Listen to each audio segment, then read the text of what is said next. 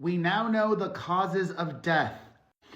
Hello, my friend. Perez Hilton here, the queen of all media, the original influencer, and authorities in Santa Fe, New Mexico, just moments ago wrapped up a press conference about the deaths of iconic actor Gene Hackman, 95 years old, and his wife, Betsy, 64. We were originally told that a full autopsy could and would likely take months, but that was not the case. Just a couple of weeks later, and now we have answers, but also more questions. According to the local authorities, Betsy, a classically trained pianist, most likely died February 11th. And as I previously told you all, Hackman most likely died a week after. I will explain why it's believed she died February 11th, and as I previously told you all, it was believed that he died on February 17th, an entire week after we've just learned his pacemaker last recorded activity on February 17th. The official cause of death for Betsy is due to hantavirus. Hantavirus. According to the CDC, hantaviruses are a family of viruses which can cause serious illness and death. These viruses cause diseases like hantavirus pulmonary syndrome and hemorrhagic fever with renal syndrome. They are spread mainly by rodents and are not spread from person to person. The CDC's website says people can get hantavirus from contact with rodents like rats and mice, especially when exposed to their urine, droppings, and saliva. It can also spread through a bite or scratch by a rodent, but this is rare. Well, the medical examiner in Santa Fe has ruled her official cause of death as due to hantavirus. As for Hackman, he died of cardiovascular disease with Alzheimer's disease as a significant contributing factor. That's his official cause of death. Surveillance cameras showed that Betsy was running errands on February 11th, visiting the Sprouts Market and a CVS pharmacy. She also corresponded with a massage therapist by email that day. Her car entered the gated subdivision where the couple lived around 5:15 p.m. on the 11th of February. No activity or communications were found after that date. Hackman had advanced Alzheimer's disease, he was 95, as well as severe heart disease and a history of heart attacks, the medical examiner says. Also adding that Hackman tested negative for hantavirus.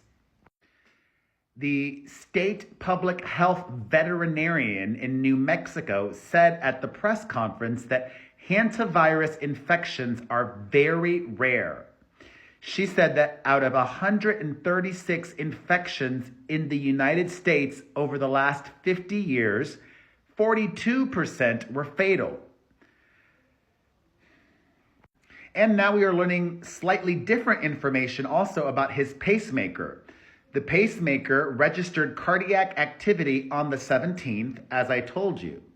But on the 18th of February, the pacemaker picked up an abnormal rhythm, which was the last recording, suggesting that he died on the 18th, not the 17th. Obviously, one might think, well, why was she dead for an entire week and he didn't alert anybody?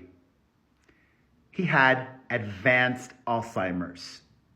She was probably his caretaker because she was that much younger. I'm surprised they didn't have additional help, but it has been reported that she was very cautious about exposing him to outside illness, that she would always wear her mask when she was out running errands, and she was his his wife. She liked being the caretaker, it seems. The cause of death for both Hackman and his wife have been listed as natural. As has been stated by local law enforcement, there were no visible signs of trauma, no signs of foul play. The families were informed of the autopsy findings before the press conference today.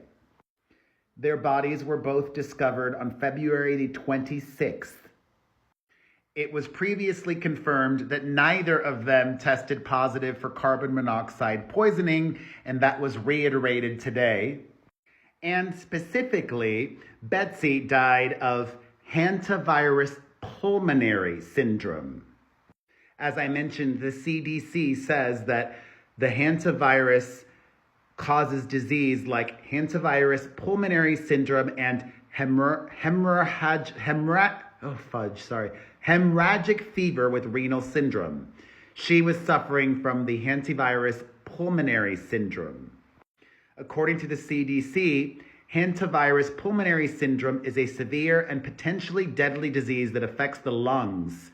Symptoms of HPS usually start to show 1 to 8 weeks after contact with an infected rodent. Early symptoms can include fatigue, fever, muscle aches, headaches, dizziness, chills. 4 to 10 days after the initial phase of illness, the late symptoms of HPS appear. These symptoms include coughing and shortness of breath. Patients might experience tightness in the chest as the lungs fill with fluid. HPS can be deadly, and it was for her. 38% of people who develop respiratory symptoms may die from the disease. It probably doesn't help that she was slightly advanced in age at 64. Obviously, we don't know how she came in contact with a contaminated rodent. And as for their dog, an autopsy, a necropsy, was not performed on the deceased canine, but she was found in the bathroom. He was found in the mudroom. The dog was discovered in the bathroom, but in a kennel. And it's most likely that that poor dog died of dehydration, stuck in the kennel. There was a doggy door in their house where their 2 other pooches were able to come in and out, and they miraculously survived. A working theory is that because they were in the desert, it is possible that another way of transmission for HPS that she ultimately died from was due to dust. If contaminated dust is inhaled, I want to read this verbatim. HPS is transmitted through contact with rodent droppings, urine, or saliva, often when contaminated dust is inhaled. So it didn't need to be a direct scratch or direct contact. It could have been inhaling dust. Oh my goodness. Gene and Betsy were married for more than 30 years. He is survived by 3 adult children from a previous marriage. And in a statement last week, his kids say that he was loved and admired by millions around the world for his brilliant acting career, but to us, he was always just dad and grandpa. We will miss him sorely and are devastated by the loss. Check in on your elderly more often. Check in on your neighbors, your loved ones. Wow.